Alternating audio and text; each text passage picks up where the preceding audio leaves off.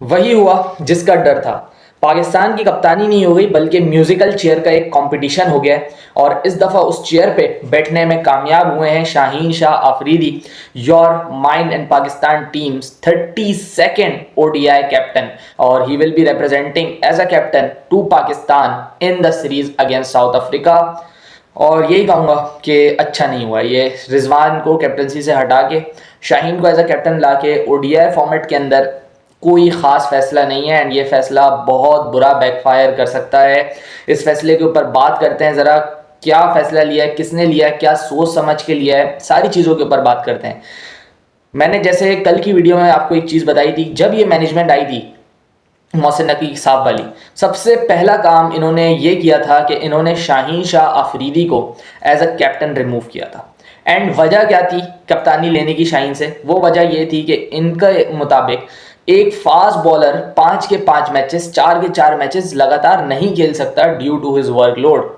And जब कोई bowler नहीं खेल सकता सारे के सारे मैचेस तो उसको कप्तानी करने का क्या फ़ायदा, बिकॉज वो कभी बाहर होगा कभी अंदर होगा, इस वजह से टीम का कॉम्बिनेशन डिस्टर्ब होगा। और ये इनका जो फिनोमेना था, ये जो इनकी थिंकिंग थी, ये एक टी20 फॉर्मेट के बारे में थी। टी20 फॉर्मेट वो फॉर्मेट है जहाँ पे 4 ओवर करता है सिर्फ फास्ट बॉलर।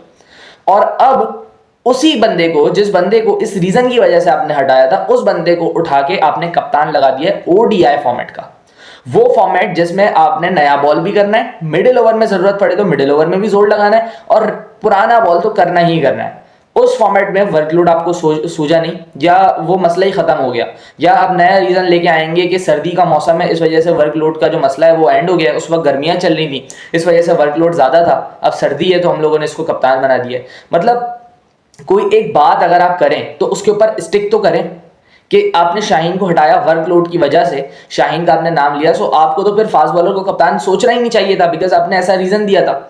ऐसा क्या होता है 1.5 साल के अंदर अंदर कि आप वो रीजन फॉरगेट करके आप उसको लॉन्गर फॉर्मेट का कप्तान बना देते हो। शॉर्टर फॉर्मेट का कप्तान आपने क्यों हटाया? वर्कलोड की वजह से हटा दिया, लॉन्गर फॉर्मेट का बना दिया। लेकिन ये किसी को नहीं पता। एंड उससे बढ़कर बात यह है कि रिजवान के साथ बहुत बड़ी ज्यादती है, खुले आम ज्यादती है मोहम्मद रिजवान के साथ। He didn't deserve this.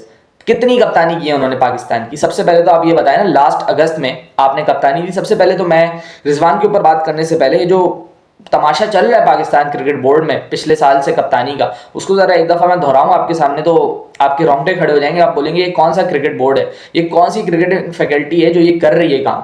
November 2023 Babar Azam resigns as all format captain of Pakistan. December 2023 Shaheen Shah Afridi को टी20 का कैप्टन बनाया जाता है, शान मसूद को हैंड ओवर की जाती है कप्तानी टेस्ट मैच की। जनवरी 2023 जनवरी 2024 शाहीन शाह अफरीदी को रिमूव किया जाता है एंड बाबर आजम को लेके आया जाता है ओहदे पे। फिर उसके बाद आप चले जाएं fast forward to August, Babar Azam resigns as टी20 कैप्टन। उसके बाद आप चले जाएं सितंबर 2024, Rizwan appointed as the white ball captain. दिसंबर में आ जाए, Rizwan set as the white ball captain of Pakistan, Salman Ali Agha introduced as a टी20 कैप्टन ऑफ पाकिस्तान। अब 7 महीने बाद we are standing in October 2025, Rizwan set as captain of Pakistan, Shaheen Shah Afridi is the new captain of Pakistan. कौन सी ऐसी चीज है जो पाकिस्तान क्रिकेट बोर्ड में सही हो रही है इस वक्त? ना तो काबिल लोग बैठे हुए हैं, और जो लोग बैठे हुए भी हैं वो पता नहीं क्या सोच के फैसले ले रहे हैं, और इस तरीके से आपकी टीम में स्टेबिलिटी आएगी ये तो आप भूल जाएं। जो जंग मेरे ख्याल से 2024 में छिड़ी थी ना, वो जंग अब यहाँ पे छिड़ सकती है, क्योंकि रिजवान के साथ जो हुआ है वो बहुत बुरा हुआ है। जो शाहीन के साथ हुआ था तकरीबन वही रिजवान के साथ हुआ, and of course Mohammad Rizwan भी फील करेंगे ये चीज, बिकॉज आपने एक बंदे को कप्तानी दी है, आपने 2 बड़े बड़े सितारे यहाँ पे लगाए पिछले साल। क्या ऑस्ट्रेलिया को ऑस्ट्रेलिया में हराया, एक कंधे पे आपने लगा लिया, मैंने साउथ अफ्रीका को जाकर किया, साउथ अफ्रीका में व्हाइट वॉश किया। किसकी कप्तानी में किया? मोहम्मद रिजवान की कप्तानी में किया।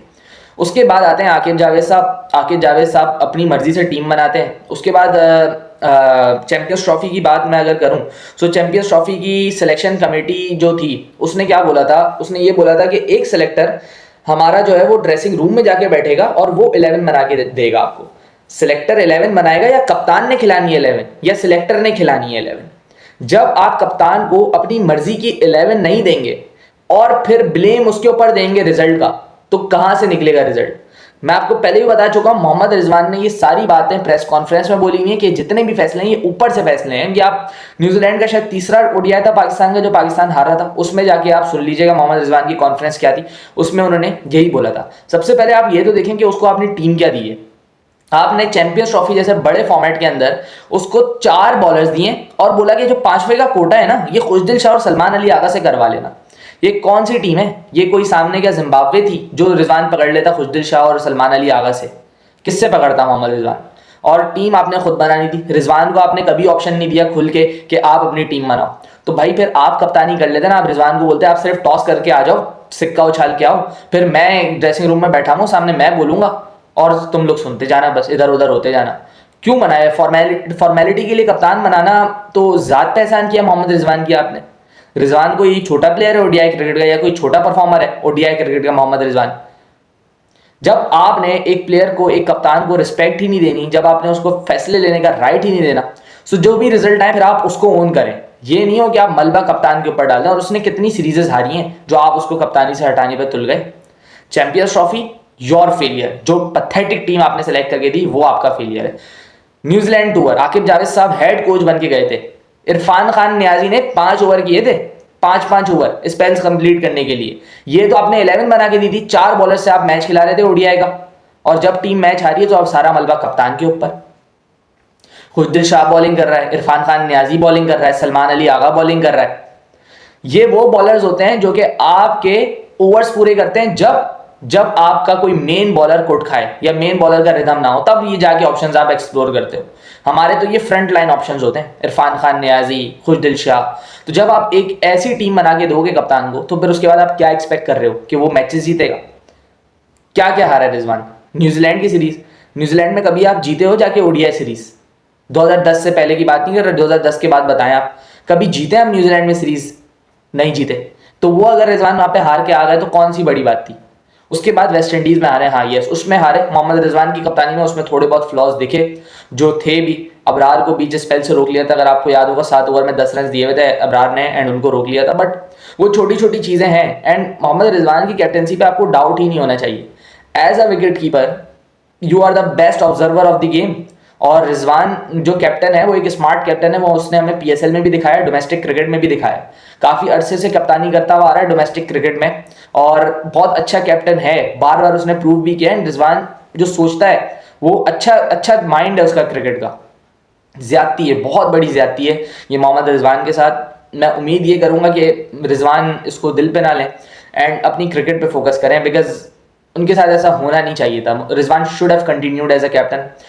अब क्या हो सकता है आगे, सबसे पहले तो ये डिस्कस कर लेते हैं। मैं तो ये उम्मीद कर रहा था कि शाहीन शाह अफरीदी, क्योंकि he himself went through that period जहां पे उनसे एक सीरीज के बाद ही कप्तानी ले ली थी, मैं ये उम्मीद कर रहा था कि Shaheen won't accept the captaincy offer, अगर उनको होती भी है तो। बट उन्होंने एक्सेप्ट की, बिकॉज अगर एज अ टीम आप नहीं खड़े हो सकते एक बंदे के राइट के लिए, सो शायद you are not a team. ये चीज़ शाहीन को भी समझनी चाहिए थी, बिकॉज रिजवान को इतनी अपॉर्चुनिटीज़ मिली ही नहीं। सिर्फ एक इवेंट मिला, उसमें भी मैंने आपको बताया कि कैसी टूटी फूटी टीम आपने उनको उठा के दी। That is serious injustice. अब होना क्या चाहिए, सबसे पहले तो ये बात है, सबसे पहले आपने टीम की यूनिटी पे कॉम्प्रोमाइज़ करना नहीं है। वही हिस्ट्री रिपीट ना करें जो 2024 की शुरू में हो चुकी है। जैसे बाबर आजम वापस कैप्टन आए थे, शाहीन शाह अफरीदी का दिल टूटा, वहां पे उन्होंने बिल्कुल अलहदगी इख्तियार की एंड आपको वो टीम में खला दिखी थी। वर्ल्ड कप में भी दिखी थी, उसके बाद आपको वर्ल्ड कप से पहले जितनी भी सीरीज हुई उन सब में दिखी थी। शाहीन शाह अफरीदी नहीं थे उस अपने मोड में, उस फेज में नहीं थे। सो ये चीज़ शाहीन को इंश्योर करनी है। रिजवान को, बाबर को, जितने भी आपके सीनियर प्लेयर्स हैं उनको लेके बैठे एंड ये बताए कि भाई even if I am the captain, आप मेरे टीममेट्स हो, आप मेरे सीनियर्स हो, आपको फैसलों में शामिल रखा जाएगा। एंड रिजवान एक ऐसा बंदा है मेरे ख्याल से, जहाँ तक कि मैंने जो भी चीज़ें देखी हैं, वो माफ़ करने वाले भी हैं एंड दिल के भी बहुत अच्छे हैं। So he can do anything for Pakistan. मैं इतना भरोसा रखता हूँ मोहम्मद रिजवान से, जो उनकी हद तक है वो कर सकते हैं। एंड मेरे ख्याल से रिजवान को यहाँ पे सिर्फ और सिर्फ अपनी परफॉर्मेंस पे कंसंट्रेट करना चाहिए, बिकॉज बाबर एंड रिजवान ये दो आपके वो प्लेयर्स हैं जिनके ऊपर बहुत बहुत बड़ी जिम्मेदारी है 2027 के वर्ल्ड कप की। एंड अगर आप आपने शाहीन को कप्तान बनाया है, सो आप जो भी, मैं तो बोलता हूँ जो भी कैप्टन बने उसको आप बिठाएं, आप उसको बोलें भाई 2 साल तक तुम्हारे पास है सारी अथॉरिटीज कि तुमने क्या 15 खिलानी है, तुमने क्या 11 उतारनी है, ये सारी की सारी जिम्मेदारी 2 साल तक तुम्हारे पास है। तुम्हें कोई पूछेगा भी नहीं कि तुम कर क्या रहे हो, लेकिन 2 साल के बाद जब रिपोर्ट कार्ड खुलेगा तो तुम ही जिम्मेदार होगे सारी चीज़ों के। ये अथॉरिटी दे के आप कप्तान बनाएं और 2 साल से पहले आप उसको छेड़े नहीं। देखें फिर कैसे रिजल्ट्स प्रोड्यूस नहीं होते यार। अगर आप 6-6 महीने 7-7 महीने में कप्तान बदलेंगे देन कुछ नहीं होने वाला है इस टीम का। जहां ये जा रही है ना, ये वहीं जाती रहेगी। ये बहुत ऊपर जा रही है ना आपकी टीम, ये यूं ही ऊपर जाएगी, ये यूं ही ऊपर जाएगी। जो ये हो रहा है पाकिस्तान क्रिकेट के साथ, ये बिल्कुल ठीक नहीं हो रहा है। 1.5 साल के अंदर अंदर 6वां-7वां कैप्टन हम देख रहे हैं हमारी टीम का, कोई हाल नहीं है। कभी भी मुंह उठा के कोई बंदा आता है, नई मैनेजमेंट आती है, वो बोलता है ये हमें पसंद नहीं है, कोई और कैप्टन लगाओ, वो कैप्टन आ जाता है। अब शाहीन शाह अफरीदी का देखें आप, कब तक इनको कंटिन्यू करते हैं। 27 के वर्ल्ड कप तक तो आप जाएं इनको लेके, उसके बाद भी आप देखें कि क्या है आपके माइंड के अंदर। क्योंकि मेरा नहीं ख्याल Shaheen Shah Afridi was the best pick to be captain in Pakistan. अगर कोई बंदा डिजर्व करता था, अगर कोई बंदा बेस्ट ऑप्शन था कप्तानी का, तो वो मोहम्मद रिजवान था। फुल अथॉरिटी के साथ था और उसके अलावा कोई और ऑप्शन नहीं था।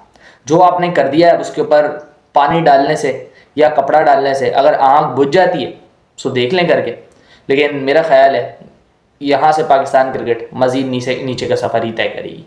आई hope I am wrong. Shaheen Shah Afridi, Rizwan Babar हमें गलत प्रूफ करें और हमारी टीम को ऊपर ही लेके जाएं, बट असर कुछ अच्छे लग नहीं रहे हैं। लेट्स सी क्या होता है। मिलते हैं किसी और वीडियो में, अपना ख्याल रखिएगा। अल्लाह।